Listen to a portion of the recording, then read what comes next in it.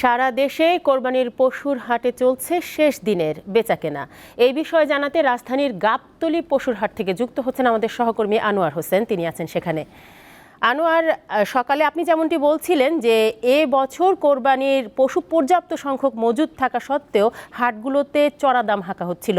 আজ যেহেতু শেষ দিন, সেই হিসেবে দাম কি আগের তুলনায় কমেছে না বেড়েছে, এই বিষয়টি জানাবেন। আর জানাবেন শেষ দিনে এসে বেচা বিক্রি কেমন দেখছেন আপনি হাটগুলোতে। তানিয়া, শেষ মুহূর্তে শেষ দিনে বেচা বিক্রি কিন্তু বেড়েছে এবং দামের যে প্রসঙ্গটি আপনি বলছিলেন সেটিও কিন্তু আসলে একটু ঊর্ধ্বমুখী। এখানে যারা কিনতে এসেছেন তারা কিন্তু করছেন, একটু পার্থক্য করার চেষ্টা করছেন তারা।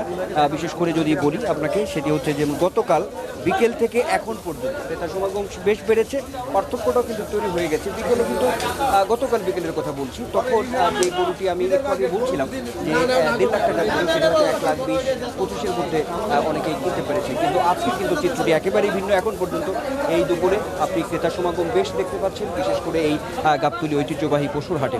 আরেকটু তথ্য একটু দিয়ে রাখি, সেটা হচ্ছে যে গরু অর্থাৎ কোরবানির পশুর যে স্বল্পতা, সেটি কিন্তু কিছুটা হলেও এই রাজধানীতে দেখা দিয়েছে। আমি একটু আগে একজনের সঙ্গে কথা বলছিলাম, তিনি কচুক্ষেত থেকে এসেছেন। ওইখানে যে পশুর হাটটি রয়েছে সেখানে তিনি পর্যাপ্ত পরিমাণ পশু তিনি দেখতে পান, যা আছে তাতে করে দাম খুব বেশি, যে কারণে তিনি এই গাবতলীতে এসেছেন।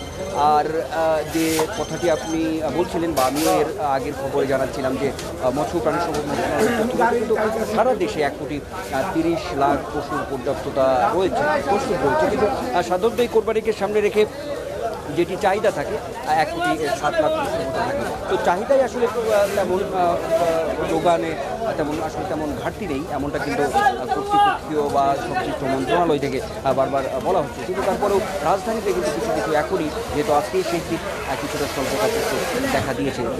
বিকেল থেকে রাত, অর্থাৎ এখানে যারা ব্যাপারী আছেন তারা বলছেন যে চাঁদ রাত বলতে একটি বিষয় আছে, তো সেখানে তো বেচা বিক্রি আরও বেশি জমে উঠবে। এবং ব্যাপারীদের পক্ষ থেকে বলা হচ্ছে যে তারা যে দামে আসলে পশুটি কিনেছেন তার থেকে অনেকেই কিন্তু আসলে কম দামে বলছেন এমনটা। আর যারা কিনতে এসেছেন তাদের আসলে ওই যে পার্থক্যের জায়গাটি বলছিল, তারা বলছেন যে গতকাল বিকেলের চেয়ে আজকে কিন্তু ওই একই পশুর দাম কিন্তু অনেকটাই বৃদ্ধি পেয়েছে এমনটা বলছেন।